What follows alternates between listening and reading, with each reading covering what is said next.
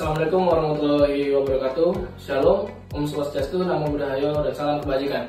Perkenalkan, nama saya Parmesan Siaan dari Teknik Pertambangan kelas A Palembang dengan NIM 03021382227117. Pada kesempatan video kali ini saya akan menjelaskan tentang alat-alat di ventilasi tambang. Sebelumnya di pendahuluan kita akan mengenal apa sih itu ventilasi tambang itu sendiri. Ventilasi tambang adalah sistem yang mengalirkan udara segar ke dalam tambang dan mengeluarkan udara kotor, di mana tujuan utama dari ventilasi tambang itu sendiri menjaga kadar oksigen tetap di atas 19,5%. Yang kedua, mengurangi gas beracun seperti metana, CO4, karbon monoksida CO, dan hidrogen sulfida. Yang ketiga, mengontrol suhu dan kelembapan untuk kenyamanan bekerja, di mana di Indonesia sistem ventilasi tambang harus sesuai dengan regulasi seperti Kemen SDM nomor 1827 K30 MEM 2018 serta standar internasional seperti OSHA dan MSHA. Fungsi ventilasi itu sendiri yaitu untuk menyediakan udara segar, mengeluarkan gas beracun, mengurangi suhu dan kelembapan, dan mengendalikan debu. Alat-alat ventilasi tambang yang pertama yaitu ada duct, di mana duct itu sendiri merupakan saluran udara yang berfungsi untuk mengalirkan udara di dalam tambang.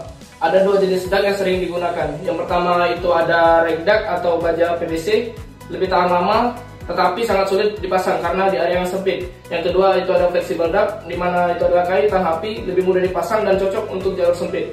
Fungsi utama dari duct itu sendiri yang pertama membawa udara segar ke dalam tambang, dan kedua mengeluarkan udara kotor keluar dari tambang. Next. Yang kedua yaitu ada fan atau kipas ventilasi. Fan digunakan untuk mempercepat aliran udara di dalam tambang. Ada beberapa jenis kipas ventilasi. Yang pertama yaitu ada main fan, kipas utama yang menggerakkan aliran udara di seluruh sistem ventilasi. Yang kedua itu ada auxiliary fan, kipas tambahan yang digunakan di area tertentu. Dan ketiga ada booster fan, digunakan untuk meningkatkan aliran udara di area yang jauh dari main fan. Faktor penting yang mempengaruhi efektivitas kipas adalah yang pertama, daya listrik dan kapasitas udara yang dipindahkan dalam CFM atau cubic feet per minute. Yang kedua, penempatan kipas yang strategis untuk menghindari resirkulasi udara kotor. Yang ketiga itu ada regulator ventilasi, di mana regulator ventilasi itu memiliki definisi yaitu katup atau pintu udara untuk mengatur distribusi udara di dalam tambang. Regulator ventilasi ini memiliki fungsi yang pertama mengontrol aliran udara ke area kerja, dan yang kedua yaitu mencegah kebocoran udara. Next. Selanjutnya ada alat pengukuran ventilasi, di mana itu adalah vane anemometer. Untuk memastikan sistem ventilasi berfungsi dengan baik, kita memerlukan alat pengukuran, di mana vane anemometer ini berfungsi untuk mengukur kecepatan aliran udara.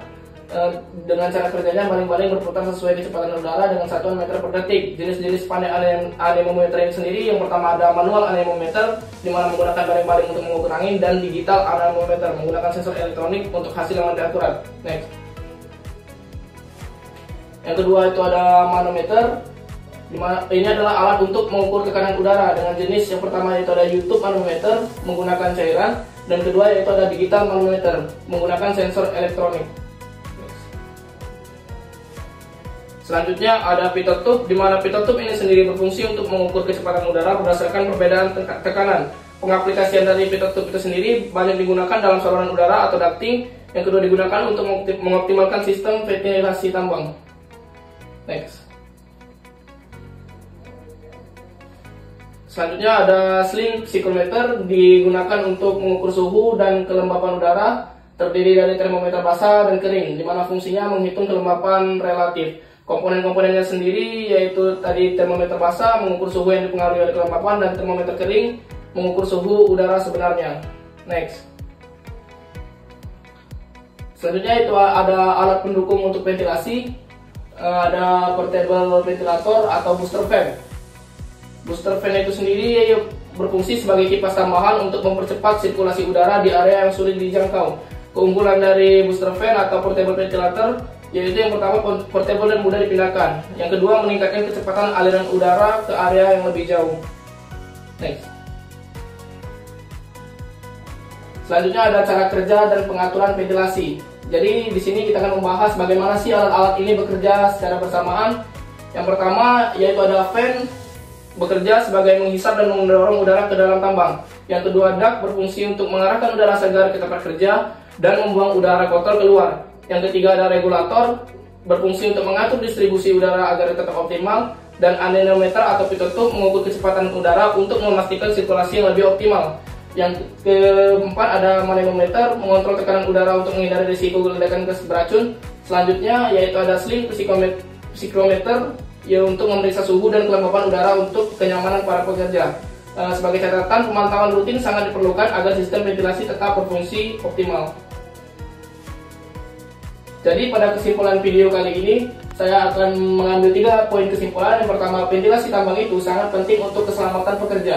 Yang kedua, 8 alat utama yang sudah saya jelaskan tadi memiliki perannya masing-masing dalam sistem ventilasi tambang. Yang terakhir, pemantauan dan pemeliharaan ventilasi harus dilakukan secara berkala. Saya rasa itu saja yang bisa saya sampaikan pada video presentasi kali ini. Jika ada salah kata, saya mohon maaf. Saya akhiri, wabillahi taufiq wal hidayah. Wassalamualaikum warahmatullahi wabarakatuh.